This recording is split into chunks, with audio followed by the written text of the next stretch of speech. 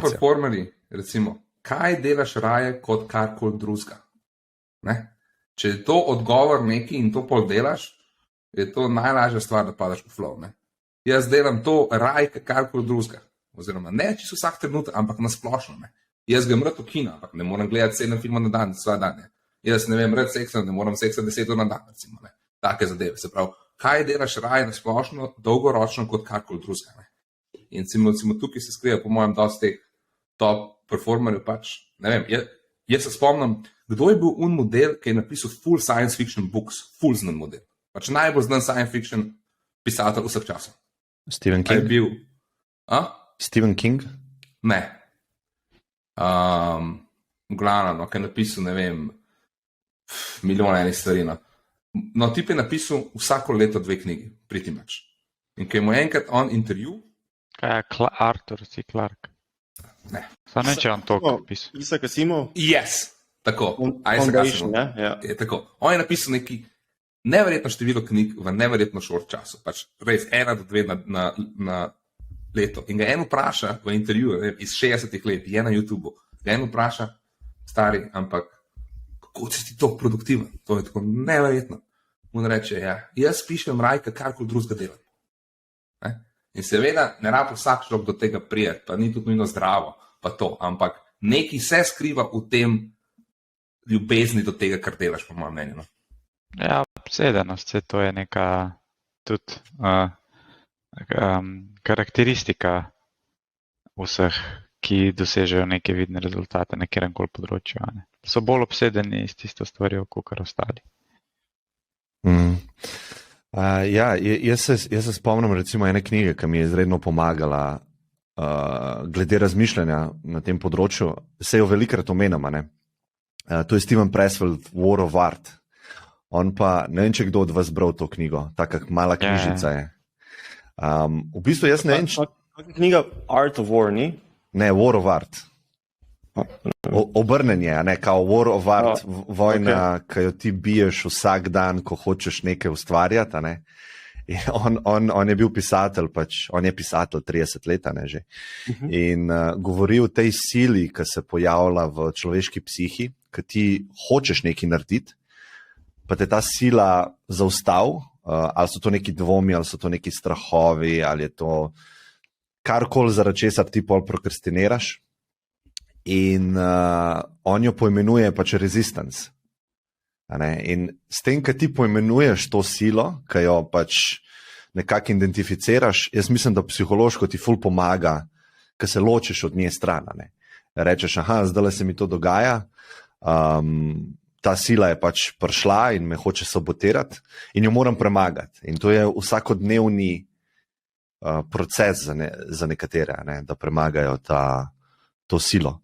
In jaz takrat, ko sem podcast nekako začel razmišljati, da bi ga začel ustvarjati, ne, je bilo ogromno teh strahov, ki jaz nisem sploh vedel, da me sabotirajo, in ko sem to knjigo bral, vem, da se je dogajal ta proces pri meni, da sem se pol zares odločil pullati triggera, ne vem, takrat moraš zbrati ime, moraš oblikovati naslovnico, ne, in to je ful težko mi bilo začeti. Izredno težko mi je bilo to začeti. Ne. In nisem vedel, zakaj. Ne. In pol, ko sem pa začel delati, ne, pol je pa prišlo do tega flowa, ne, in to se točno spomnim, ko v bistvu vsi te strahovi enostavno zginejo, ni jih. Ne. Ti v bistvu eno stopnico naenkrat delaš. Ne. Zdaj delam to, moram pač, kako bom ta cover zoblikoval, ni mi všeč neka barva in si samo v tem noter. Ne gledaš velike slike. In jaz mislim, da ljudje preveč delamo te globalne strategije, ki je zelo pomembna za life, ampak na eni točki se moraš ti potopiti v tako majhno aktivnost, ker pa pozabiš na to generalno strategijo, zakaj delaš to podjetje, kakšni so tvoji cilji v življenju, v karieri. Ne? In je vse, kar je pomembno, je tisti naslednja stopnička. In vem tukaj, da se dosti ljudi ustavlja, pa tudi jaz. Tako, no. Samo vprašanje je, zakaj, ne? Zakaj, ali pa kako to premagati. res sam ne spomnim se zdaj, jaz sem tudi prebral to knjigo, on tudi tako malo mistično to opisuje, ne, da to je v bistvu kaj neka muza, ki te proba zavest, da ne narediš tega, kar hočeš. In ne vem, a je on tam podal prav kakšne.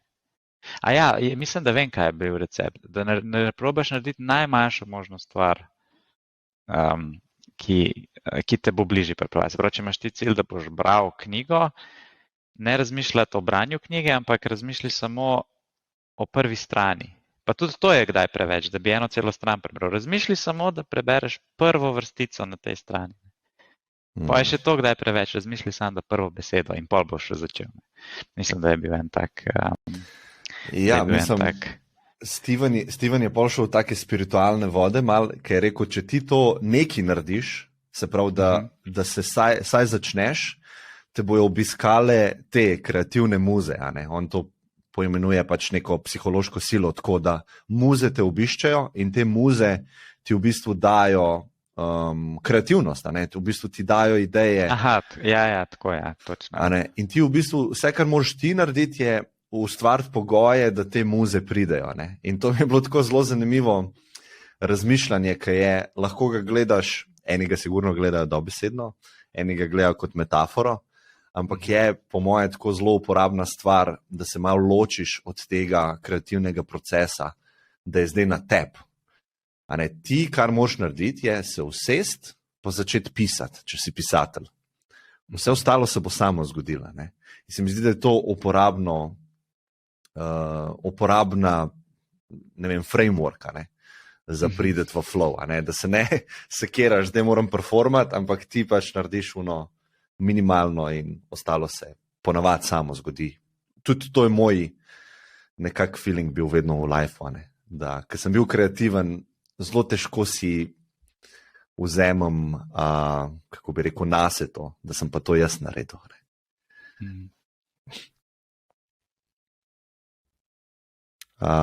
Nimaš zvoka, veš, Jaša?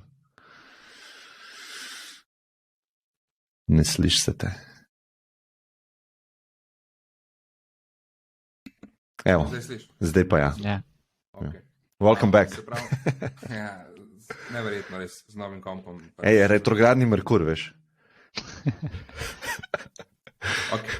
Nima veze. Zdaj smo tukaj, upam, da to deluje. Se pravi, zakaj še vedno je to zelo redko, da se pade v flow, da se ima rad, kaj se dela. To je še vedno nekaj neobičajnega, jaz bi rekel. Nek standard je, ljudje v bistvu malo rečejo, da jim je cool v službi, ampak jim v bistvu res ni cool.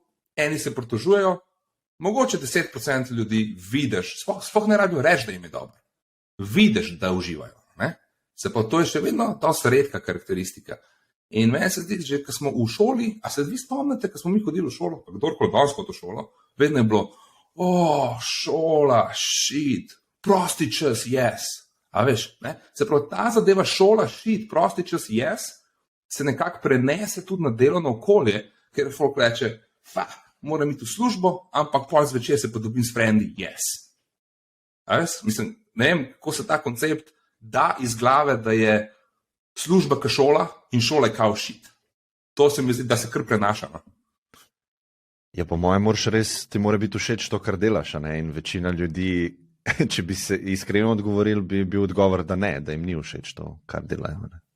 Zato vsi iščejo svoj passion, sploh mladi iščejo passion, in to je po moje nek tak strup, ki nam ga je Amerika servirala. Da ti v bistvu nikoli nisi zadovoljen s tem, kar delaš, in ti moraš najti ta passion, in ko boš to najdel, bo vse drugače. Jaz pa mislim, da se iz te strani pride, da ti probavaš stvari, sploh da ne iščeš passiona, ampak da se pač igraš, in pol naletiš na eno stvar, ki malo bolj ti je všeč kot ostale stvari. In pol, ko greš globje v njo, ti ratu je vedno bolj všeč. Mislim, da je obratna ta enačba, vsaj tako sem jaz pri sebi opazil. In kdaj nehati iskati, kdaj začneš, veš, ta trade-off, ki je exploit versus explore. Se pravi, kdaj še iščeš naprej za nekaj božga, kdaj rečeš, to je dober, zdaj bom s tem začel in se res temu posvetiš. Recimo, a folk preveč menja službe, premalo menja službe, eni verjetno premalo, eni verjetno preveč. Kako vi na to gledate, ko se sprejema odločitve, ali ostajate, kjer ste ostali, ali greste naprej? Recimo, ne vem, jaz pa Luka imava v enem smislu dosti podobno izkušnjo, ne? Mi dva sva v neki organizaciji že nekaj leta, ne? Seveda ta organizacija se menja, ampak sva pač tam nekaj časa, ne? Sva posvetila temu, ne vem, 5, 6, 7 let. Ne vem, videla sem mogoče malo več služb zamenjala, kako vi to gledate? Kdaj je čas, da se menja, kdaj je čas, da se v bistvu gre naprej z isto službo oziroma z istim delom?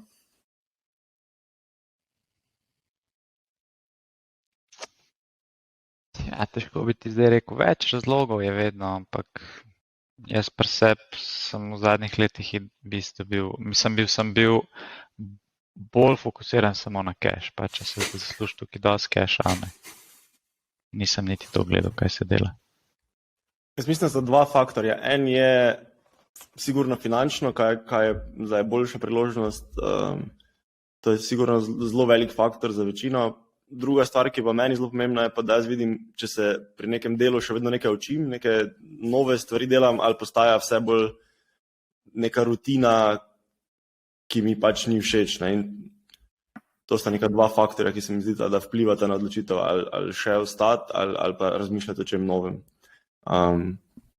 Ker mislim, da ko prideš enkrat do točke, da ti je vse rutina, da se skoraj nič ne naučiš, da se začneš dolgočasiti, to se mi zdi kar signal, da moraš začeti razmišljati o tem, da kaj druga probaš. Ja, jaz bi se tukaj strinjal, da so izzivi pomembni, da jih imaš konstantno. Ne? Se pravi, da konstantno malo ven iz cone obdobja moraš iti v temu, kar delaš. Mislim, da je Toni to dobro rekel, ne? Da, ko smo se o ciljih pogovarjali, je rekel, ne med ciljev v smislu outcoma, ampak imej razvojne cilje. Se pravi, da imaš cilje glede rasti.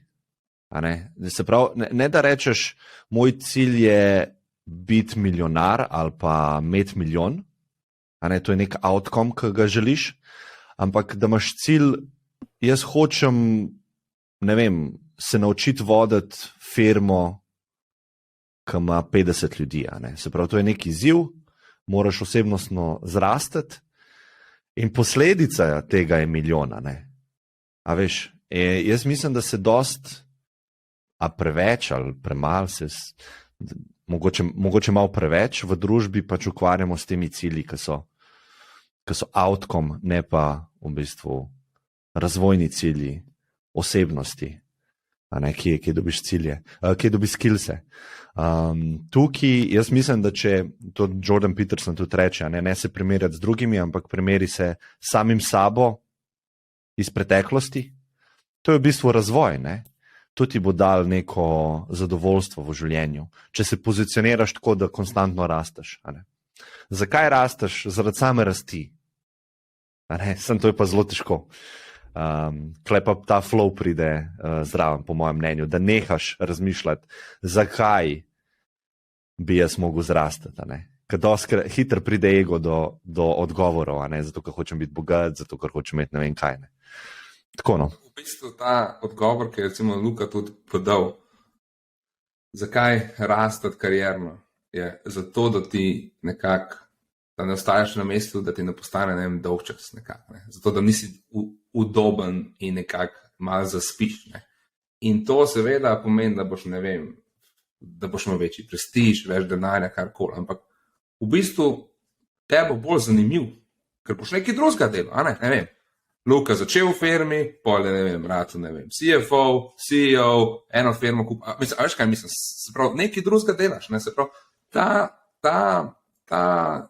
potreba po naslednjih fazah se mi zdi zelo taka, ne vem, psihološka, se mi zdi, ne vem, to je po mojem, imaš tudi ljudi, ki jim je super biti na istem mestu in to je v redu, ampak imaš ljudi, ki hočejo nekaj več in oni, ki hočejo nekaj več, absolutno zameni službo, če si na mestu in ne vidiš, kako boš prišel levo, desno naprej. Ena stvar znotraj tebe te konstantno sil v cono obdobja. In eni imajo to bolj izrazito. A veš, jaz imam tudi noter stvari, ki iščejo udobje, ugodje. In to so ponavadi stvari, v katerih ni challenge-ov. Jaz mislim, da to moraš ti premagovati. Se pravi, to silo znotraj sebe, ki išče udobje, z to drugo silo, ki pa si želi napredovati, pa želi challenge. In to je konstanten notranji boj, se mi zdi. In eni padajo pač pod vpliv tega udobja. In na kratki rok je to fajn, je prijetno. Se pravi, vzameš neko službo, ker veš, da ne boš rabo toliko truditi ali pa ne bo toliko novih stvari. To je tako, zelo rad skočiš na to priložnost. Ampak na dolgi rok te pa to ubije. Mentalno, psihološko. Ne vem, ne moreš rad skočiš na to priložnost. Okay, mislim, sigurno eni radi, ampak jaz si ne predstavljam, da ne bi dal tako, da se ne bi resno potrudil za kakor delam. Mislim, to mi je ful tak čuden feeling, da nekaj denarja dobivam, ampak dejansko sem jebi veter. Prigam, tako naredim. Ampak vprašaj večino ljudi. Ampak ta feeling tebe po mojem personalno razkraja. Vrednote ti potrka. Ti izgubljaš samo zaupanje v sebe, ko to delaš, po mojem mnenju, pa še sam ne veš. Prav, to se mi zdi na dolgi rok zelo škodljivo.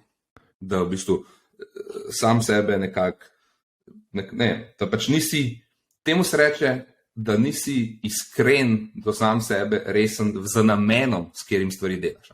Če ti rečeš, folko, poglej, jaz imam 2 uri časa, ful dobro